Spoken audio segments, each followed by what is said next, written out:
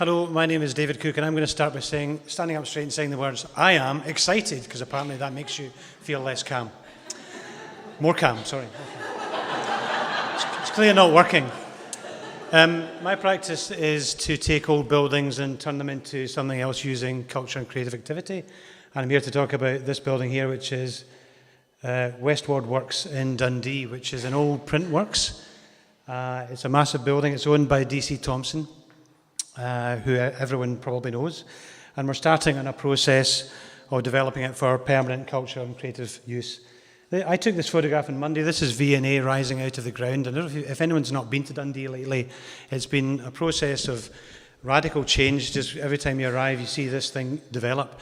And it's going to be quite an attractor for the city. But as well as that, of course, Dundee is now the UK's only UNESCO City of Design, so things are happening. This is Blackness area of the city, which is the old industrial space. And over here, in front, you can see all the old jute mill buildings, which was the centre of jute production in the world in the 19th and early 20th century. And Westward sits at the top of that. This was taken, I guess, in about the 60s, before the university really developed.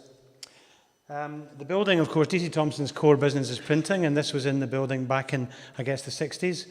And they used to have 200 people working there. It was open from 1949 to 2010, and it was a vibrant place where they used to produce book runs of up to 500,000 copies. And they would just, as soon as they finished one, they started in the next. This is a reminder from my childhood. I don't know if anyone else remembers this, but they printed in the building the Beano, the Dandy, Oor Willie, the Bruins, and Commando books, and that's where I learned my first words of German. But there's not much call for shouting out Handy Hoch anymore in the street to people, or Gott in Himmel, or whatever else it was I learned, but I couldn't resist putting that up. Now this is the building. You can see it takes up an entire city block. It is not a small piece of real estate. So it's the whole of this U-shape with a central section there, and it has Verdant Works, a museum in the corner, which is run by someone else. But right in the heart of the city, enclosed by other buildings, in quite an area of the city which is quite run down. It's a large building. It's 200,000 square feet in total. This piece on the left is, and I checked this the other day, that's the size of an eight-a-side football pitch, and the other one's probably just a little bit smaller. So there's two floors like this, and then 2 floors above. So it's a very, very big building. If it was in Glasgow, it would be taking many years to fill up, and it will be the same in Dundee. I'm going to just talk. We're going to turn it into a cultural venue and have business incubator space for creative businesses, and have making space. And it's the making space that's perhaps the most interesting from tonight's perspective. The building has, however, already been used for creative use.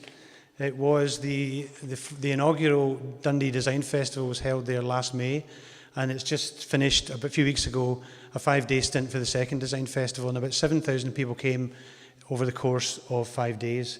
And in a building which at the moment has got very great restrictions for getting people in for fire reasons, that's a really good turnout. And this was a Pecha Kucha night, which was held there, where 400 people regularly turn out in Dundee to the events. And so they get, for a small city like Dundee, probably the best part of the creative community comes out and engages with it.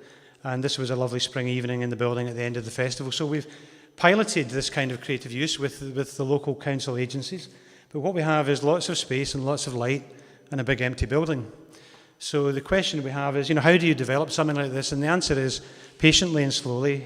You cannot have a plan for the whole site, and it will be something where we start small in one area and then plug things in and grow it organically. We're going to have cultural activities, so there's talk of a dance theatre moving in. Does Dundee needs a small-scale music venue, so that might move into the building.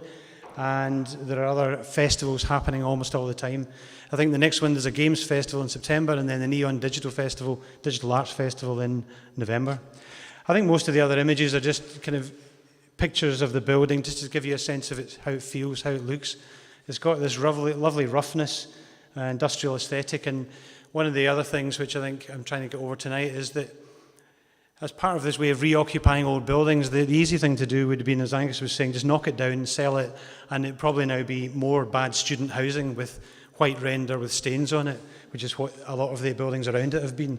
But DC Thomson took the philanthropic view of do something for the city and give back for a place where they've built their business over many years, 100 years or more. So it'll take a lot of time and it'll take a lot of money, but there'll be, we think it'll take up to 10 years to finish.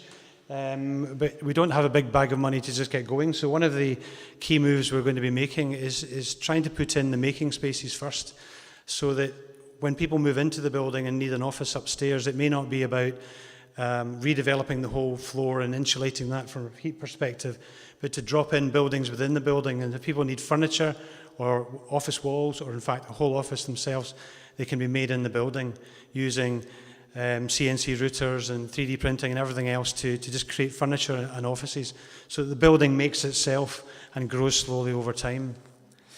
But one of the important things, as well as the cultural activity, we'll also want to see a whole series of commercial activity come in. So we're talking to games companies, moving them in. So there'll be this mixed economy. But at the end of it, there's also about giving back to the city, and so that everything that's spent in the building, this is just some lovely wallpaper in an old caretaker's flat, which must have been from the late 50s. I like the image. So we're going to be spending time putting investment into the building, but every pound we spend in the building has to come back both to feed the building itself, the local economy, and also the social economy. Dundee, like Glasgow, has many problems in terms of unemployment and disadvantage. And just about literally a few hundred metres away, there are places where people are obviously going through difficult times. And we're trying to work in a way that social impact will work in the building, so that all that activity will feed into getting the city back to work as well. And I think, amazingly, that's just about me. Thank you very much.